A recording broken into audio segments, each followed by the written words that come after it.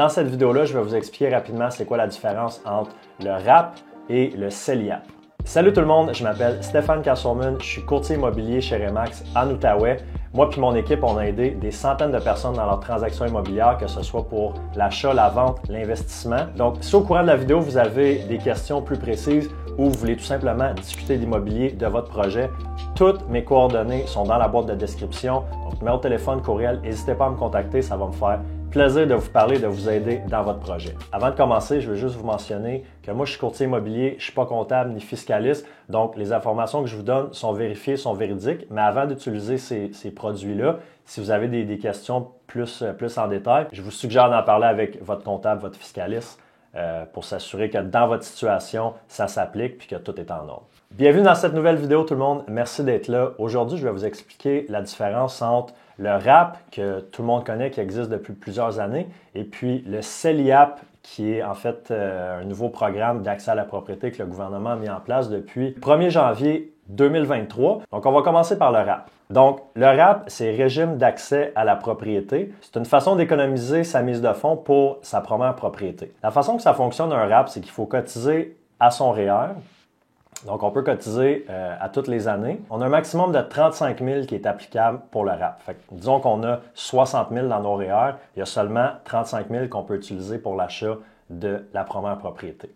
Fait que l'avantage d'un, ça passe par des REER. Ça veut dire qu'à toutes les fois qu'on va cotiser, à toutes les années, si on cotise un 5 000 par année pendant 7 ans, je donne un exemple, pendant les 7 ans, le 5 000 va être déduit de notre salaire, donc on va sauver de l'impôt à ce niveau-là. Ensuite, quand ça va être le temps de venir acheter notre première propriété, je dis première propriété, là, mais en fait, c'est qu'il ne faut pas avoir été propriétaire dans les 5 dernières années. Donc, quelqu'un qui aurait acheté une propriété en 2015, qui a revendu en 2017, qui n'a pas été propriétaire depuis 2017, là on est en 2024, serait éligible à refaire un RAP. Donc, le RAP, on va le sortir, disons qu'on sort le 35 000, on va le sortir de nos REER, on va l'appliquer comme mise de fonds. Le gros point, puis ce qui va vraiment venir différencier avec le CELIAP, c'est que le RAP, il faut le rembourser. Disons qu'on prend l'exemple de quelqu'un qui veut s'acheter un condo à 300 000 avec 5 % de mise de fonds, ça va être 15 000.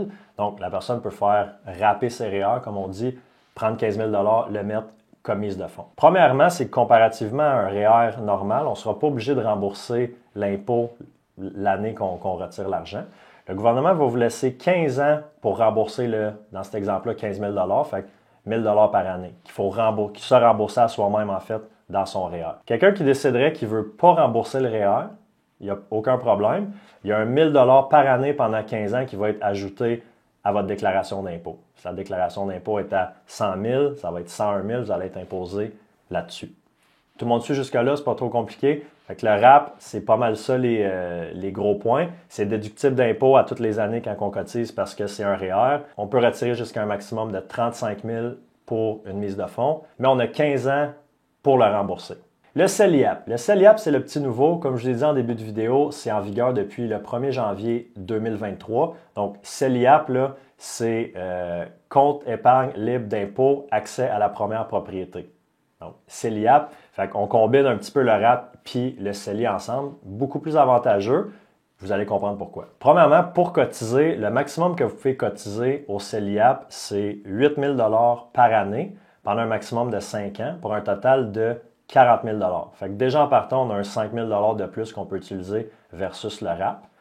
Je ne l'ai pas mentionné pour le RAP, mais dans les deux cas, ça peut être combiné. Si vous achetez avec votre conjointe, dans le cas du CELIAP, 40 000, si les deux ont un CELIAP, 40 000 x 2, 80 000, 70 000 dans le cas d'un RAP. La petite chose à savoir par contre avec le CELIAP, c'est que oui, on peut cotiser jusqu'à 8 000 par année, mais si une année, vous ne cotisez pas, l'année d'après, vous ne pouvez pas cotiser en double. Pas comme un REER. Tu sais, un REER, si on ne cotise pas une année, l'année d'après, c'est cumulable, on peut en mettre plus. Mais dans le cas d'un CELIAP, si on ne met pas le 8 000 une année, l'année d'après, ce n'est pas 16 000, ça reste 8 000. Au niveau des critères d'admissibilité, c'est pas facile à dire ce mot-là, admissibilité, ça va être en fait la même chose que pour un RAP. Fait qu'il faut être âgé entre 18 à 71 ans et il ne faut pas avoir été propriétaire dans les 5 dernières années. Fait que même exemple que je vous ai donné au niveau du RAP, quelqu'un qui aurait acheté en 2015, vendu en 2017, serait éligible aujourd'hui en 2024 pour ouvrir un CELIAP et l'utiliser comme mise de fonds. Qu'est-ce qui est vraiment intéressant? CELIAP, là, j'ai dit, c'est CELI et REER.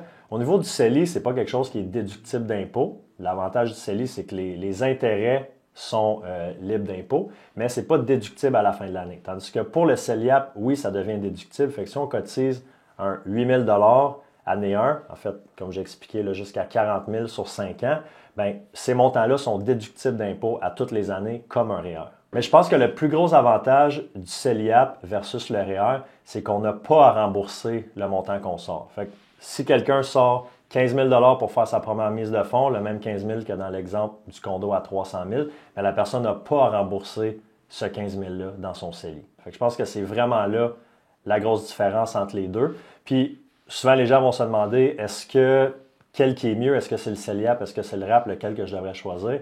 La beauté de la chose, c'est qu'on est capable de combiner les deux.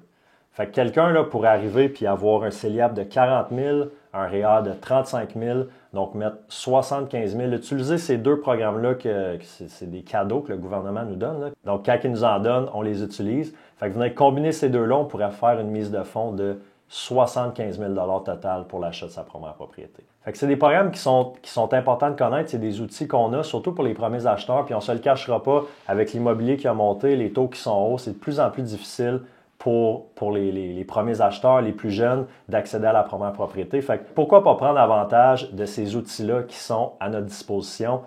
Comme je l'ai dit en début de vidéo, si vous avez des questions, vous planifiez faire un premier achat, un deuxième achat, n'importe quel type de transaction immobilière, toutes mes coordonnées sont dans la boîte de contact.